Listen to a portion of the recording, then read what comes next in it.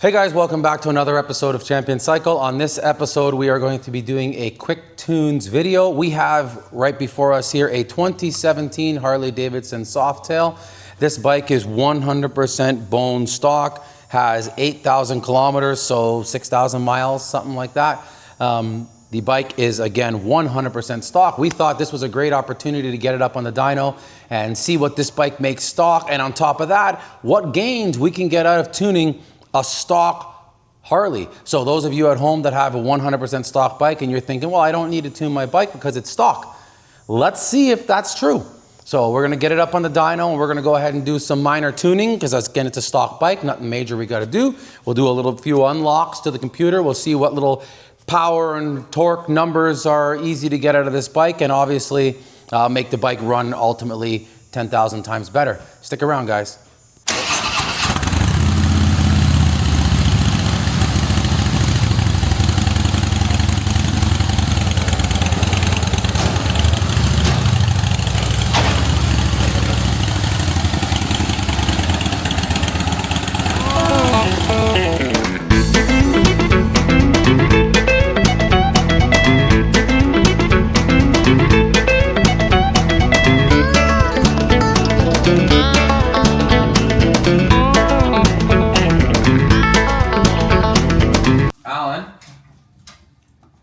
Is he here?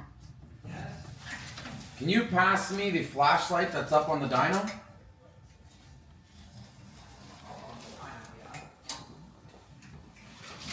Where? Up on the dyno, right inside the computer. There's a flashlight. I need it. Up beside the computer on the dyno, there is a flashlight. Fuck my life. Here, sorry. It looked like a fucking pen, sorry. It looked like a little highlighter. Oh wow.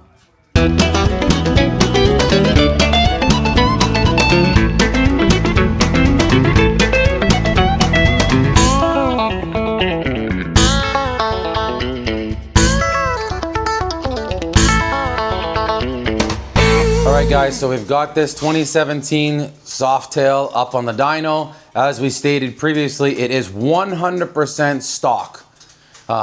Even the factory baffles are still in the pipe, so it is 100% stock, 2017 Softail equipped with a 103. We're gonna go ahead and do some baseline pulls right now and let's see what it looks like from factory. So some good data coming up here.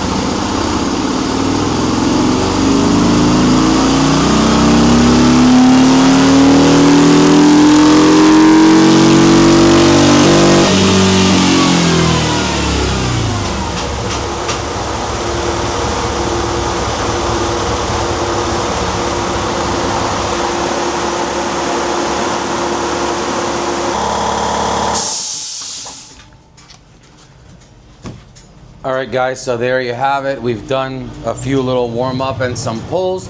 Now, if you want to bring the air fuel around here and show the folks at home, from factory, as you guys can see, it is super lean down low, and then it just goes pig rich up top. That's front cylinder, that's rear cylinder, super rich. It made 65 horsepower and 87 foot-pounds of torque. So we're gonna go ahead now and we're gonna do a little bit of tuning here and see what we can get out of her. So just to give you an idea, I'm gonna go into the advanced settings and we have a whole bunch of other little tricks we can do with this particular bike. That being said, you know, disabling the top speed limiter, disabling the stock O2 sensors, active compression release, knock control, active intake, exhaust, all these other cool kind of things we can do during tuning. For this particular bike, because it is basically stock, we're not going to worry about doing a lot of these things because we just don't need it. We are going to, however, do, you know, raise the top speed, raise the RPM limiter. We're going to remove the top speed limiter just because why not. We are going to de-restrict the throttle body, throttle valve. All right, guys, so we've gone ahead and made a few changes. We already got from our original 65 horsepower, after some moderate changes, from 65 horse and 87 foot-pounds, we've gone to 69 horse and 90 foot-pounds with just some basic changes. So we're gonna go ahead and keep rolling on this thing and let's see what we get. So we've already gained 3 horsepower and 2 or 3 foot-pounds of torque. We've gone ahead and made some more fuel changes and some timing changes, and we'll keep going.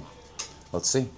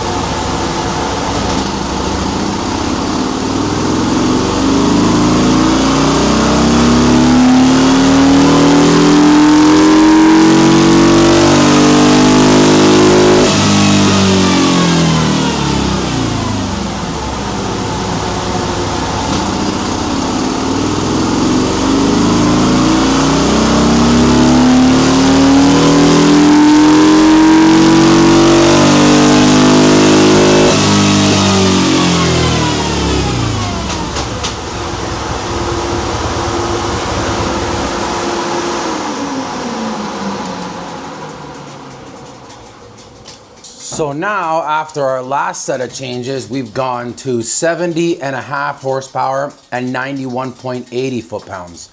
So we're slowly getting up there. Let's just keep going, make some more changes and see what we can get. As you guys can see, the air fuel is getting more dialed in.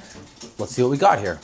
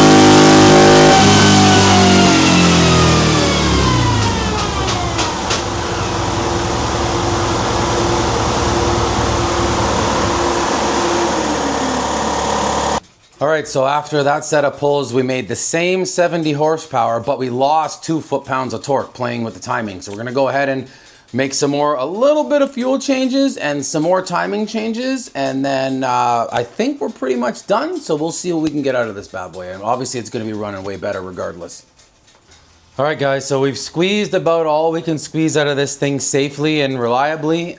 We have gone from 65 horsepower and 87 foot-pounds of torque to 71.8, so basically 72 horsepower and 92 foot-pounds. So pretty respectable gains. Realistically, it's a 7 horsepower gain and 5 foot-pounds of torque just on tuning a stock bike. Now again, that's not just the horsepower gains, that's the smoothness of throttle, better fuel economy, a longer lasting engine, just an all-around better running bike, more responsive, more enjoyable, just all around perfect, the way it should have been from the factory. So big gains to be made even on your stock bike. That's the moral of the story. As you guys can see kind of on the graph here, we did, we added 500 RPM to the rev limiter. We top speed limiter is gone. We did a bunch of other little tricks and little things to it. But again, peak horsepower, funny enough, peak horsepower was at 3,000 RPM and peak horsepower was also at 3,000 RPM with the difference. So that goes to show you that power kind of stayed in terms of the differentiation, but the line is just much more power right out the gate, and it's just much smoother. It's so much so that even the actual peak numbers were made at the identical RPM. There you have it, guys. 7 horsepower and 5 foot-pounds of torque, just tuning your stock bike. Hope you guys enjoyed this video. Again, please don't forget, guys, like, comment, subscribe, hook us up, and we'll keep some more content coming. See you on the next one.